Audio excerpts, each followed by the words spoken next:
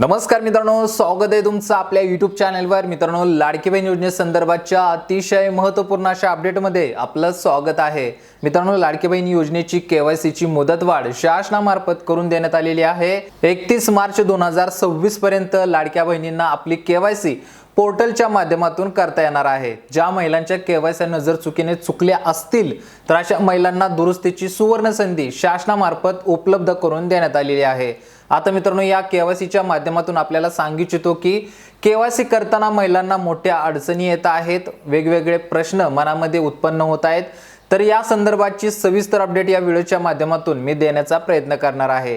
कारण की या KYC मध्ये कोणत्या महिलांना KYC करायची आहे आणि कोणत्या महिलांना KYC करता येणार नाहीये, तर याबद्दलची माहिती या व्हिडिओच्या माध्यमातून आपण शेवटपर्यंत पाहणार आहे।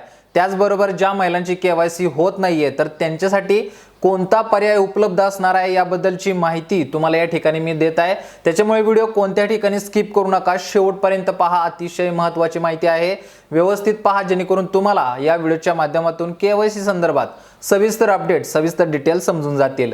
चला तर जास्त वेळ न घेता आपण सविस्तर माहिती घ्यायला सुरुवात करूया।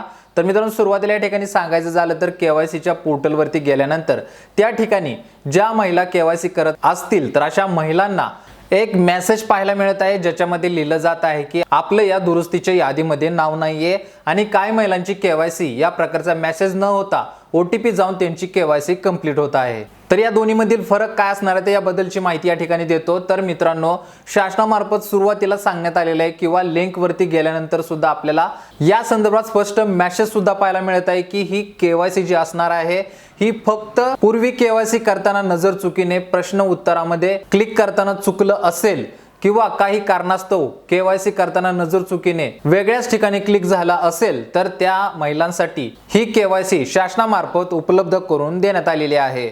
तर मित्रांनो, या ठिकाणी लक्षात घ्या, ज्या महिलांची पूर्वी KYC करताना चुकल्या असतील अशाच महिलांना फक्त या पोर्टलच्या माध्यमातून KYC करता येत आहेत।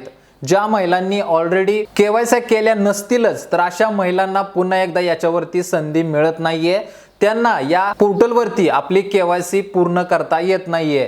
कारण की या शासनाकडून फक्त दुरुस्तीसाठी हा पोर्टल उपलब्ध करून दिल्यामुळे नवीन KYC साठी या ठिकाणी कोणताही पर्याय आपल्याला उपलब्ध नसलेला पाहायला मिळत आहे। त्याच्यामुळे ज्या महिलांच्या KYC यापूर्वी सुद्धा करायच्या राहिल्या असतील तर अशा महिलांनी पोर्टलवरती जाऊन KYC करण्याचा प्रयत्न करू नका, तुमची KYC होणार नाही। तर अशा महिलांनी काय करायचं तर याबद्दलची माहिती आता या ठिकाणी जाणून घेऊया।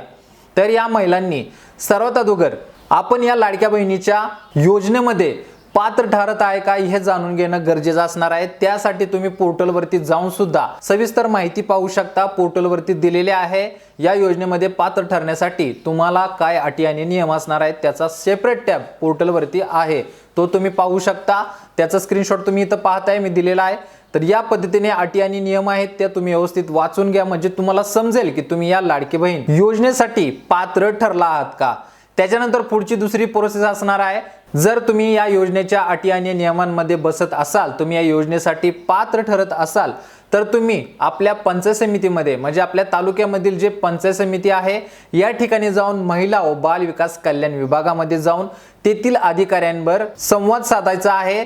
त्यांना आपण या योजनेअंतर्गत पात्र असून आपली KYC राहिलेली आहे या संदर्भाचा एक अर्ज, लेखी अर्ज तेथील अधिकाऱ्यांना जमा करायचा आहे। त्यानंतर तेथील अधिकारी तुमच्या अर्जाची पडताळणी करून तुम्ही या योजनेसाठी पात्र आहात का हे पाहिलं जाईल आणि त्याच्यानंतर तुमची KYC ची प्रोसेस त्या विभागामधून करण्याचा प्रयत्न केला जाईल। सध्या तरी आपल्याला माहित नाही की त्या विभागांतर्गत पडताळणीची KYC ची प्रक्रिया ते करत आहेत का, याबद्दलची माहिती लवकरच तुम्हाला पुढच्या व्हिडिओमध्ये देणार आहे। परंतु प्रसार माध्यमातून आपल्याला कळत आहे की महिला आणि बाल विकास कल्याण विभागाअंतर्गत आपली राहिलेली KYC अधिकाऱ्यांमार्फत पूर्ण करून दिली जात आहे। त्याच्यामुळे तुम्ही जास्त वेळ न घालवता तुम्ही आपल्या संबंधित पंचायत समितीतील अधिकारी असतील यांच्याशी भेटून याबद्दल चर्चा करायची आहे। तरीही मित्रांनो, चालू घडलेली एक अतिशय महत्त्वाची अपडेट होती। भरपूर महिला आपल्या जवळ येऊन या KYC संदर्भात विचारणा करत आहेत। ज्या महिला घरी बसून KYC करत आहेत किंवा इतर मैत्रिणींच्या माध्यमातून KYC करण्याचा प्रयत्न करत आहेत तर अशा महिलांना जर असा या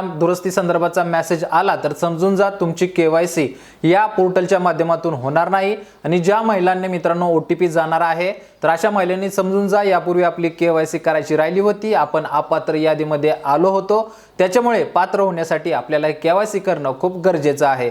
त्याच्यामुळे ती लवकरात लवकर KYC पूर्ण करून घ्या आणि योजनेचा लाभ इतर महिलांप्रमाणे सुरू ठेवा। चला तर मित्रांनो आजच्यासाठी येथेच थांबतो। ज्या महिलांना KYC संदर्भात काही अडचणी असतील, काही प्रश्न असतील तर कमेंट बॉक्समध्ये नक्की कमेंट करा, त्याच्यावरती आपण नक्कीच समाधानकारक उत्तर देण्याचा प्रयत्न करूया। चला तर मित्रांनो भेटू पुढच्या व्हिडिओमध्ये नवीन अपडेटसह, नवीन माहितीसह। तोपर्यंत धन्यवाद।